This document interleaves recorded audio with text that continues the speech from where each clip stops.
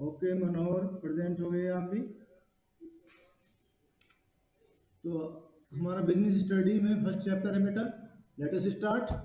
और आपको ये चैप्टर के अंत में आपको चैनल को लाइक भी करना है, सब्सक्राइब करना है, ताकि आपकी इसी पर मेरे चैनल पर वीडियो आती रहेगी आपकी।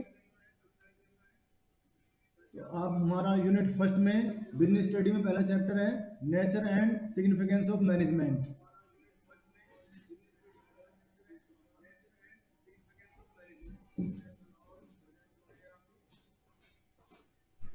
इसमें हमारा जो लर्निंग ऑब्जेक्ट होगा after going through this unit,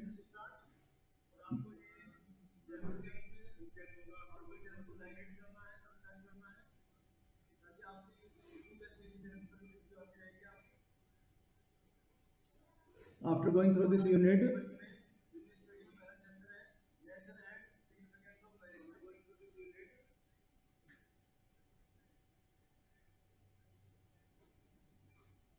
after going through this unit you would be acquainted with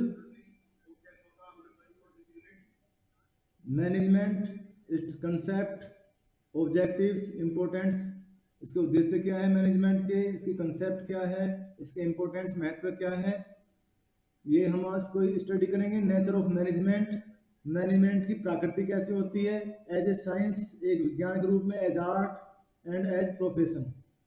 level of management, management के कितने स्तर होते हैं किसी भी संस्था में। There are 3 type of management, top level management,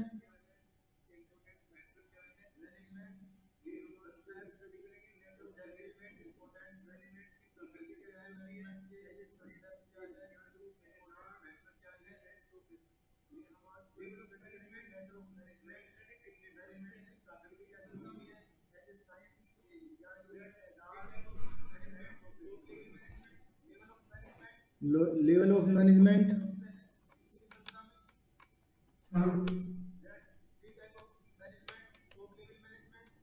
middle level management, lower level management.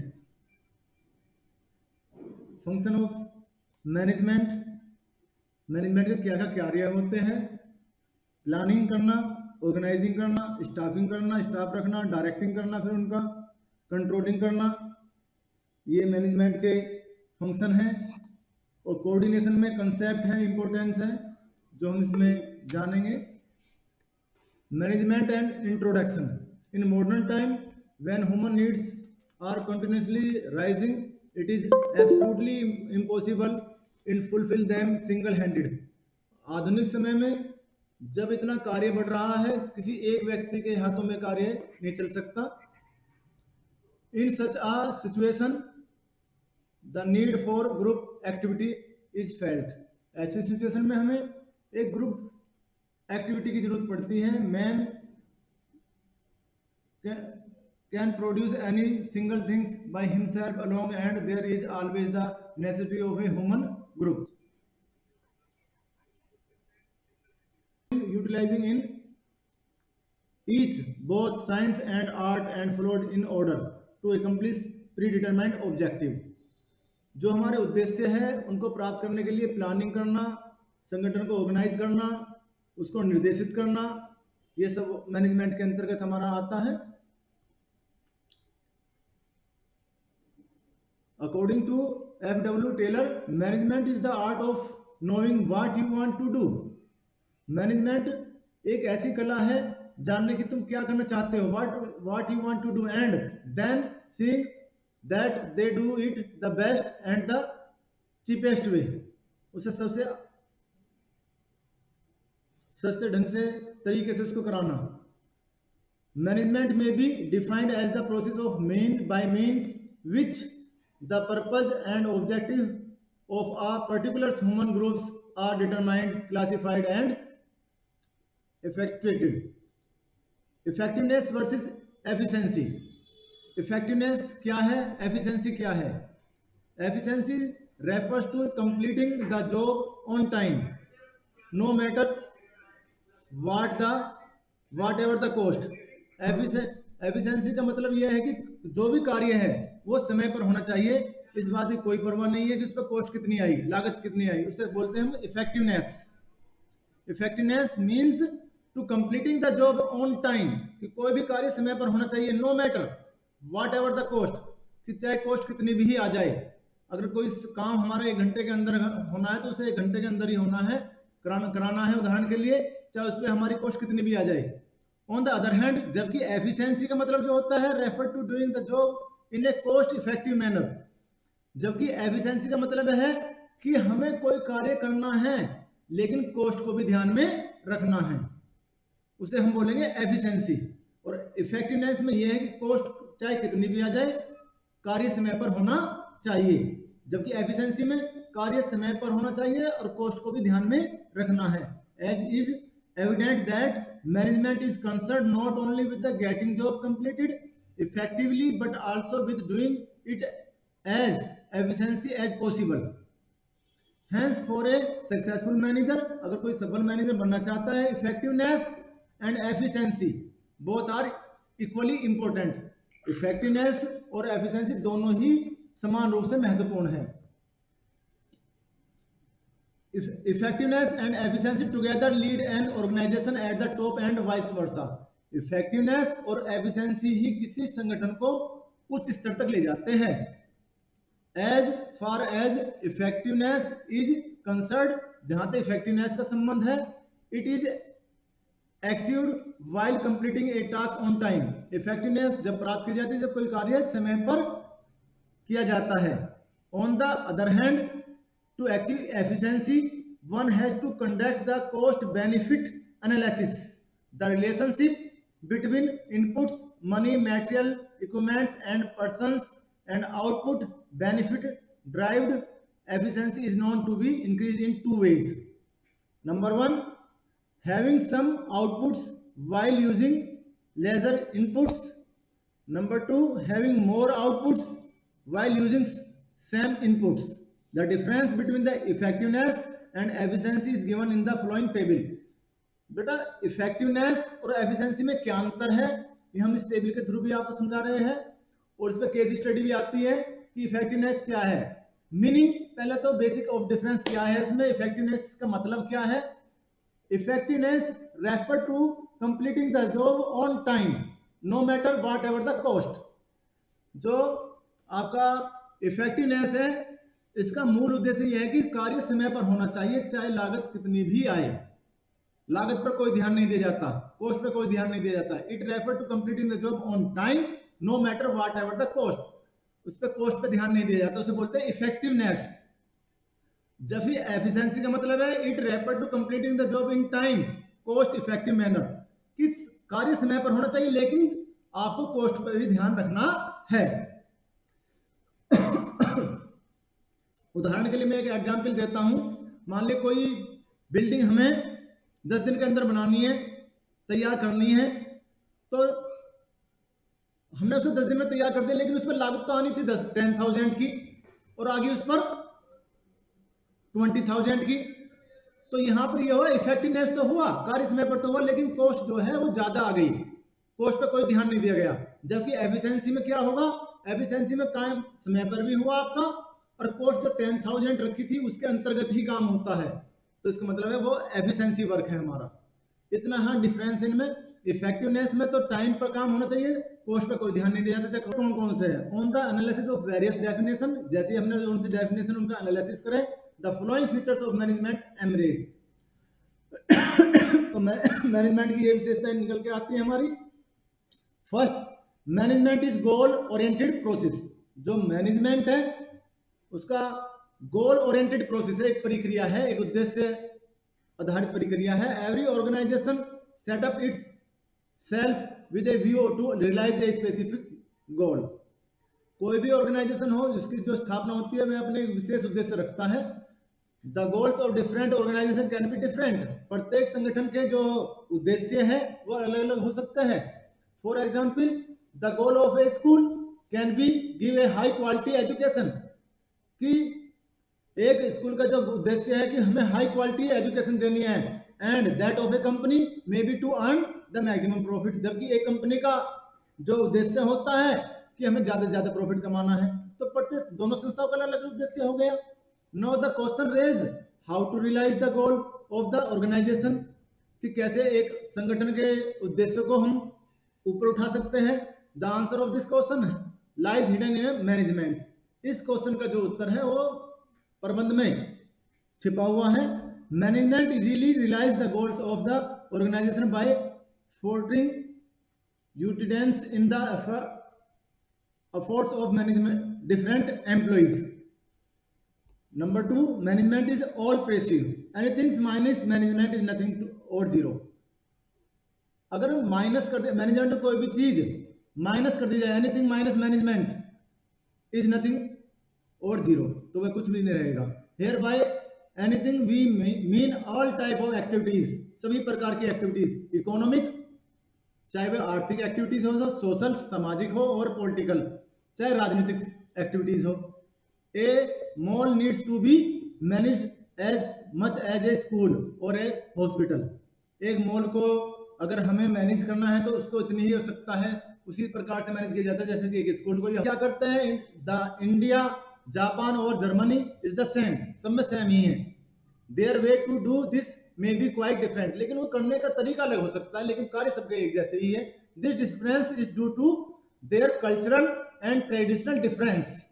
ये जो अंतर है वे उनके कल्चरल या ट्रेडिशनल डिफरेंस हो सकते हैं। Number third, management is multi disciplinary. The management is three disciplinary activities. Management में तीन प्रकार की एक्टिविटीज है। मैनेजमेंट ऑफ वर्क, कार्य का प्रबंध करना। Every organization is established for doing some work like a school providing education, a hospital treat patients, etc.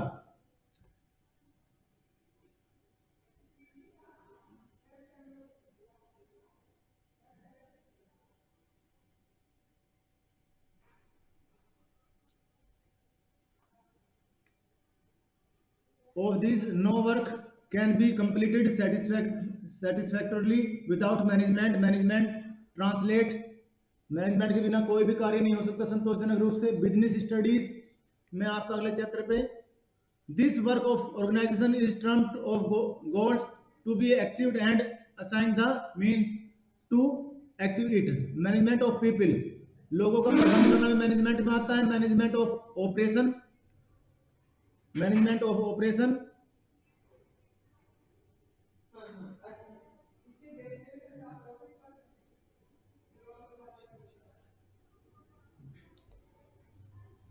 Management is a continuous process. Management एक निरंतर चलने वाली प्रक्रिया। ये नहीं है कि मैनेजमेंट आज मैनेजमेंट कर दिया कल मैनेजमेंट नहीं करने की आवश्यकता पड़ेगी, या 10 मिनट के लिए मैनेजमेंट कर दिया। तो management is a continuous process. जो मैनेजमेंट है वह एक लगातार चलने वाली प्रक्रिया है। Management is a group activity. जो मैनेजमेंट है एक सामूहिक गतिविधि है। एक ही व्यक्ति मैनेजमेंट नहीं कर सकता। एक मैनेजमेंट के अंतर्गत बहुत सारे व्यक्ति होते हैं। ये एक सामूहिक प्रक्रिया है मैनेजमेंट, एक ही व्यक्ति से मैनेजमेंट नहीं हो सकता। Management is dynamic function. Management एक डायनेमिक फंक्शन है। Management is intangible force. जो मैनेजमेंट है वो एक इंटेंजिबल फोर्स है। Means management is such a force that can not be seen. Management एक ऐसी फोर्स है, indication of the presence of the management if there is orderliness rather than all chose is an organization. Objective of management, हर चीज के कोई ना कोई उद्देश्य होते हैं। इसी प्रकार मैनेजमेंट के कोई उद्देश्य है, ऑब्जेक्टिव्स होते हैं। मैनेजमेंट के क्या उद्देश्य है? Objective of management can be broadly divided into the following three categories. जो मैनेजमेंट के जो उद्देश्य है हम उन्हें तीन वर्गों में बांट सकते हैं, डिवाइड कर सकते हैं। फर्स्ट, ऑर्गेनाइजेशनल ऑब्जेक्टिव, संगठनात्मक उद्देश्य, it refers. Second, social objectives, सामाजिक उद्देश्य। Third, personal objectives. ये हमारे मैनेजमेंट के तीन उद्देश्य हैं। ऑर्गेनाइजेशनल ऑब्जेक्टिव्स का मतलब है कि एक संस्था के प्रति क्या उद्देश्य है आपका मैनेजमेंट का। सोशल ऑब्जेक्टिव, समाज के प्रति क्या उद्देश्य है। एंड पर्सनल ऑब्जेक्टिव, और व्यक्तिगत रूप से क्या उद्देश्य है। First, organizational objectives, it is referred to those end points for the attainment of which all the activities of an organization are undertaken. Organizational objective, it refers to the utilization of human and physical resources available in the organization considering the interest of all stakeholders. इसके अंतर्गत जो आता है कि जो एक संस्था के अंतर्गत ह्यूमन रिसोर्सेज है और फिजिकल रिसोर्सेज है, उनका हम किस प्रकार से प्रयोग करें ताकि जितने भी स्टेक होल्डर्स है, संबंधित है संस्था से, सभी को बेनिफिट उसका पहुंचे। While fixing these owners, employees, customers, governments etcetera, जो जितने भी स्टेक होल्डर्स है, जितनी भी पार्टी है, उनको सभी के प्रति क्या क्या उद्देश्य होते हैं। एक management is this also fulfill organizational economic objective, और यह जो ऑर्गेनाइजेशन के इकोनॉमिक ऑब्जेक्टिव होते हैं उनको भी लेकर चलता है। Which are survival, profit and growth. Survival, every business, जो भी जितना भी बिजनेस है, want to survive for long, प्रत्येक बिजनेस चाहता है कि वह काफी लंबे समय तक सर्वाइव करें, काफी लंबे समय तक चले।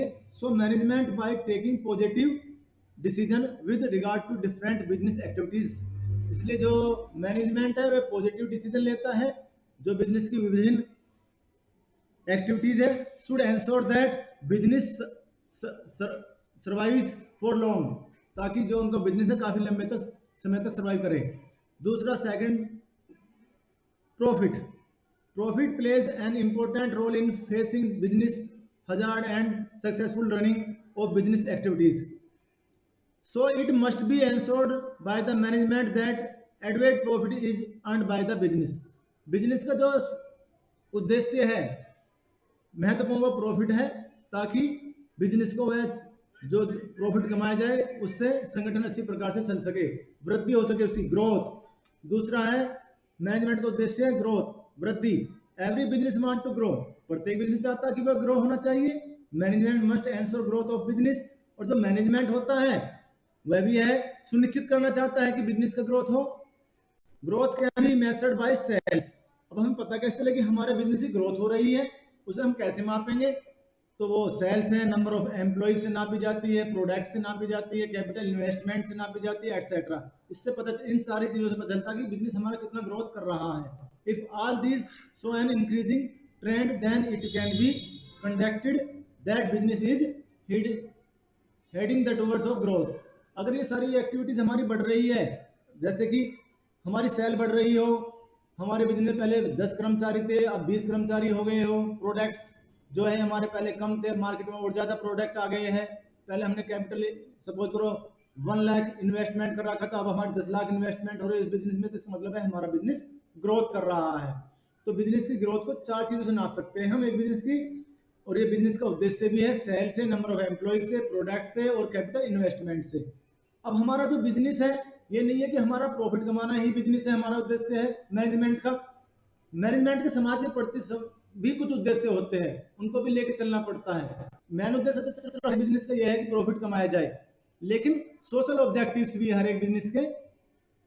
Number 2, social objective. It refer to the consideration of the interest of the society during managerial activities. जितनी भी मैनेजरल एक्टिविटी है, सामाजिक उद्देश्य भी है प्रत्येक संगठन का। An organization is established in a society, क्योंकि एक जो संगठन है, एक संस्था है, वो एक समाज में की जाती है।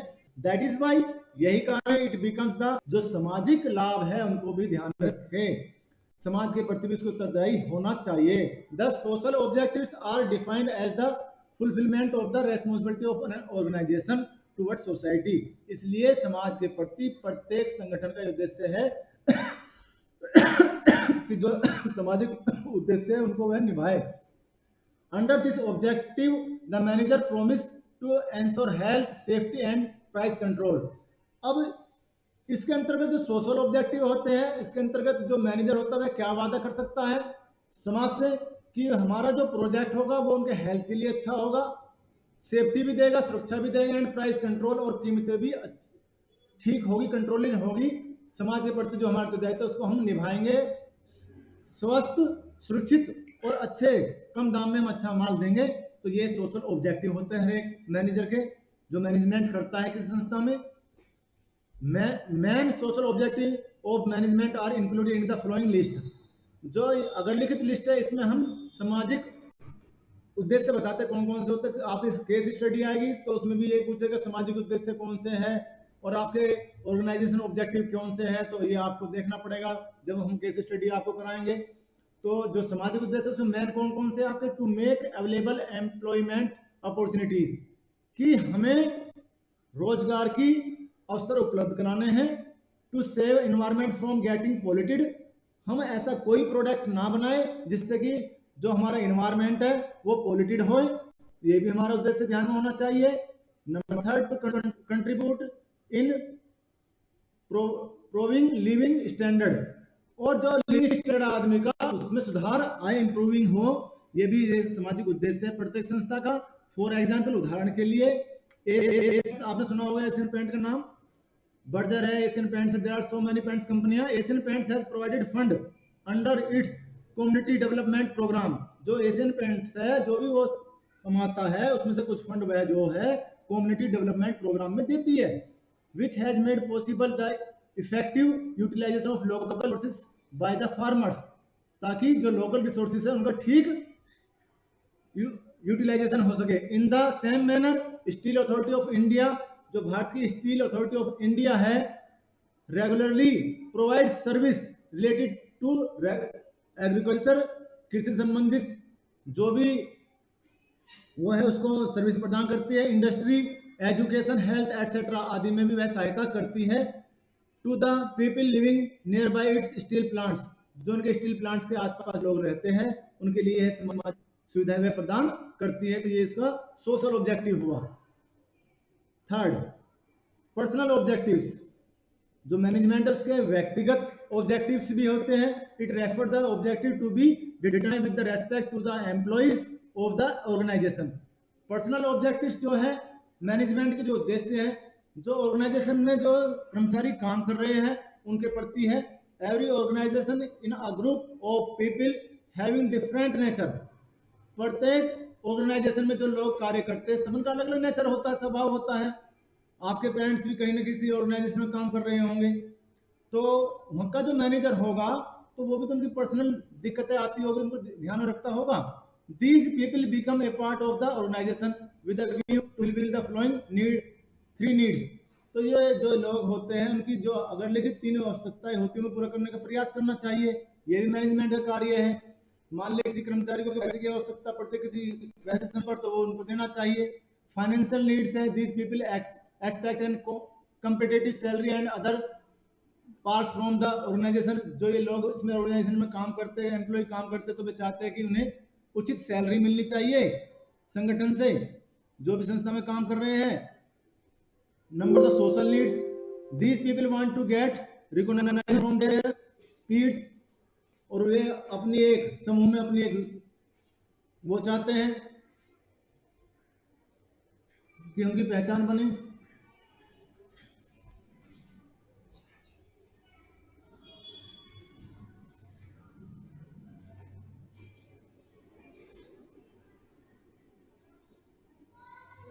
तो ये पर्सनल ऑब्जेक्टिव्स हो गए एक संस्था के। तो बेटा जब आपसे ऑब्जेक्टिव्स के बारे में, मैनेजमेंट के ऑब्जेक्टिव क्या होते हैं, तो संस्था के संबंध, ऑर्गेनाइजेशन से संबंधित ऑब्जेक्टिव्स बताने हैं। सोशल ऑब्जेक्टिव्स क्या है, पर्सनल ऑब्जेक्टिव्स में जो भी मैनेजर किसी कंपनी में काम करता है तो उसके पर्सनल रिलेशन भी हो जाते हैं एम्प्लॉय से, तो उनके प्रति उसकी क्या ऑब्जेक्टिव है वो भी ध्यान में रखना होता है।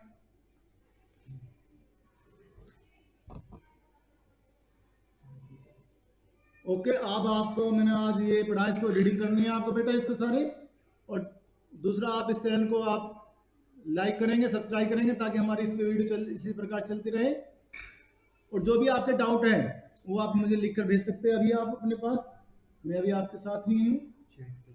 चैट पे आप भेजिए मुझे, जिसका भी कोई डाउट हो वो पूछिए, if you have any doubt.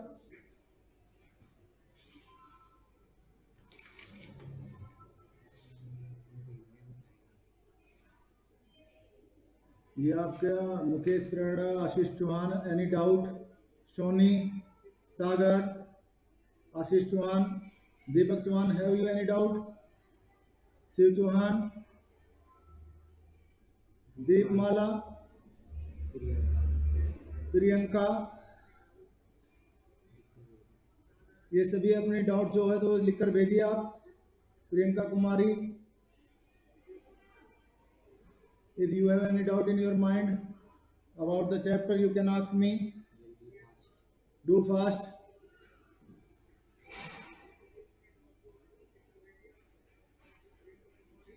तो कल इस चैप्टर की रीडिंग भी आप कर लेना, तो आपको आसानी रहेगी समझने में, एक्सप्लेन करने में मुझे भी वो रहेगा। तो इसको आपको सभी को इसकी रीडिंग भी करनी है और लर्न करना है। इसमें आपको डेफिनेशन, ऑब्जेक्टिव क्या है मैनेजमेंट के, और इफेक्टिवनेस और एफिशिएंसीज में क्या डिफरेंस है। Yes Chauhan, no doubt, okay. Anyone else want to discuss his doubts?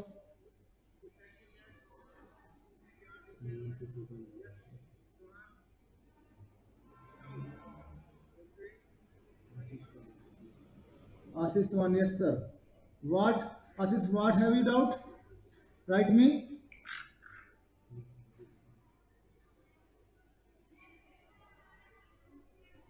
Yes Ashish. Ashish one have some doubt. Okay.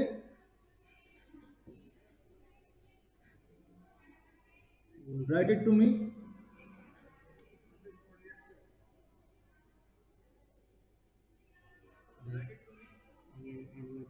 Anyone else?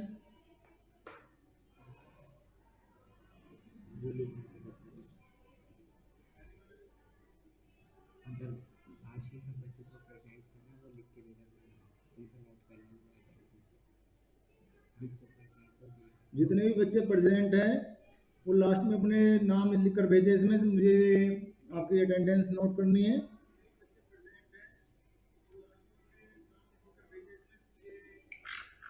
एक बार ऑर्गेनाइजेशन ऑब्जेक्टिव टॉपिक को दोबारा बता दें, आशीष चौहान चाहते हैं दोबारा पूछने के लिए, तो चलिए एक बार फिर बता देते हैं हम आपको।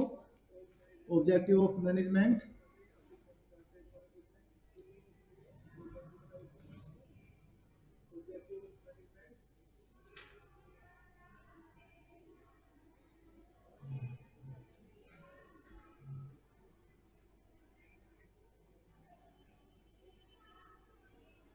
ऑब्जेक्टिव ऑफ मैनेजमेंट के ऑब्जेक्टिव जो है बेटा तीन प्रकार के, आप दोबारा पूछ रहे हैं, बता रहा हूँ। There are three type of the objective of management. First organizational objective. Organizational objective का मतलब यह है कि एक जो संस्था है उसके अपने क्या उद्देश्य है। कोई भी संस्था हो उसका मेन उद्देश्य जो होता है वो उसका है सर्वाइवल करना, कि मुझे बिजनेस को अपने को लंबे समय तक चलाना है काफ़ी। तो every business want to survive for long, एक तो पहला उद्देश्य ये है किसी भी संस्था का। दूसरा उसका उद्देश्य होता है प्रॉफिट कमाना, किसी संस्था का दूसरा उद्देश्य प्रॉफिट कमाना। और तीसरा उद्देश्य है आपका ग्रोथ। और तीसरा ग्रोथ, कोई भी संस्था हो वो ग्रोथ करना चाहती है कि वो बढ़ना चाहती है। तो ये मैनेजमेंट कार्य है कि वह संस्था के इस उद्देश्य की पूर्ति करें। जितने भी उसके management must ensure growth of business. अब कैसे पता चला कि बिजनेस की ग्रोथ हो रही है, वृद्धि हो रही है। मान लिया हमें अपने बिजनेस की ग्रोथ के मालूम कैसे चला कि हमारे बिजनेस बढ़ रहा है, हम किससे नाप सकते हैं इस बात को? चार तरीके से नाप सकते हैं बेटा इसमें, कि हमें ग्रोथ हो रही है हमारे बिजनेस की। एक तो सेल्स है, अगर हमारे बिजनेस की सेल्स बढ़ रही है जिसका मतलब हम ग्रोथ कर रहे हैं। दूसरा नंबर ऑफ एम्प्लॉइज है, पता चल सकता है कि हमारी बिजनेस ग्रोथ कर रहा है। वो कैसे? सपोज करो कोई हमारे किसी ऑर्गेनाइजेशन में पहले 10 कर्मचारी काम करते थे और अब कर्मचारी 50 काम कर रहे हैं। तो 50 कर्मचारी क्यों बढ़े, इतने बड़े कर्मचारी क्यों बढ़े? इसका मतलब हमारे बिजनेस की ग्रोथ हो रही है। तीसरा प्रोडक्ट से हम नाप सकते हैं कि हमारे बिजनेस की ग्रोथ हो रही है। मान ली कोई प्रोडक्ट पहले हम 1 या 2 प्रोडक्ट ही तैयार करते थे, अब हम 10-15 प्रोडक्ट तैयार कर रहे हैं, तो इसका मतलब हमारी बिजनेस की ग्रोथ हो रही है। और कैपिटल इन्वेस्टमेंट से ही पता चल जाता है कि बिजनेस की ग्रोथ हो रही है। पहले हमने 1 लाख रुपए लगाया था बिजनेस में और हमें करोड़ों रुपए लगाने पड़ रहे हैं, तो इससे भी ग्रोथ का पता चलता है। तो ये तो संस्थागत हमारे उद्देश्य हो गए। दूसरे सोशल ऑब्जेक्टिव्स। अब हमारा उद्देश्य यही नहीं है कि किसी बिजनेस का उद्देश्य यही है कि भाई हमें सर्वाइवल करना है, प्रॉफिट करना है, ग्रोथ करना है, उसके लिए तो पर्सनल उद्देश्य हो गए। लेकिन सोशल ऑब्जेक्टिव हो तो किसी भी संस्था, कोई भी संस्था अगर चल रही है या कोई भी व्यापार कर रहा है तो उसका कुछ सामाजिक उद्देश्य भी है, उनको भी फुलफिल करना पड़ता है, समाज के प्रति भी उसका उत्तरदायित्व है। An organization establish in a society. एक जो ऑर्गेनाइजेशन है वो सोसाइटी में स्थापित होता है, तो सोसाइटी की भी बहुत सारी बातें हमें उससे देखनी पड़ती है। वह ऐसे कार्य करें जिससे सोसाइटी को लाभ पहुंचे। इसके क्या उद्देश्य है? To make available employment opportunity, कि ज्यादा से ज्यादा लोग बागों को रोजगार दे, ये उसका सामाजिक उद्देश्य है। दूसरा, जो भी प्रोजेक्ट में तैयार करे, प्रोडक्ट तैयार करे वो, to save environment from getting polluted. Management जो हम कर रहे हैं, जो मैनेजर होता है उसके कुछ पर्सनल ऑब्जेक्टिव भी होते हैं। अर्थात जो हमारी संस्था में इतने सारे व्यक्ति काम करते थे, समूह में व्यक्ति काम करते थे, तो प्रत्येक का नेचर भी अलग अलग होता है और प्रत्येक से संबंधी बना के रखने पड़ते हैं, उनकी कठिनाइयों को भी देखना पड़ता है, उनकी क्या रिक्वायरमेंट है। तो ये हमारे पर्सनल ऑब्जेक्टिव्स में आता है। मान ली किसी कर्मचारी को अगर फाइनेंशियली नीड है तो उसकी सहायता करना। These people accept a competitive salary and other part from the organization. प्रत्येक व्यक्ति जो किसी संगठन में काम करता है तो ये उसका आशा होती है कि उसे अच्छी सैलरी मिले और संगठन में उसे कुछ रेपुटेशन मिले, सोशल नीड्स है उसकी, उनको पूरा करा जाए। तो ये हमारी पर्सनल ऑब्जेक्टिव है। थैंक यू बेटा, इसको लाइक और सब्सक्राइब करना, और कल अब डिस्कस करेंगे हम इसमें। नेक्स्ट आपको पढ़ना है, अब आपका इकोनॉमिक्स से पीरियड की तैयारी हो रही है, ये पीरियड शुरू होने वाला है। ठीक है, ओके।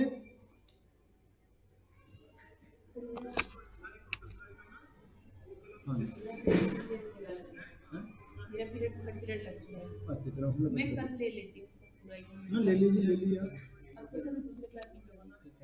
अच्छा, अब आपका इकोनॉमिक्स का पीरियड कर लेंगे मैडम, क्योंकि आज मैंने समय ज़्यादा ले लिया आपका। ठीक है, okay, thank you, have a nice day. क्योंकि अभी मेरा उसमें लग गया 8 मिनट। इस पर यूट्यूब से लाइव चला जाएगा। सर वो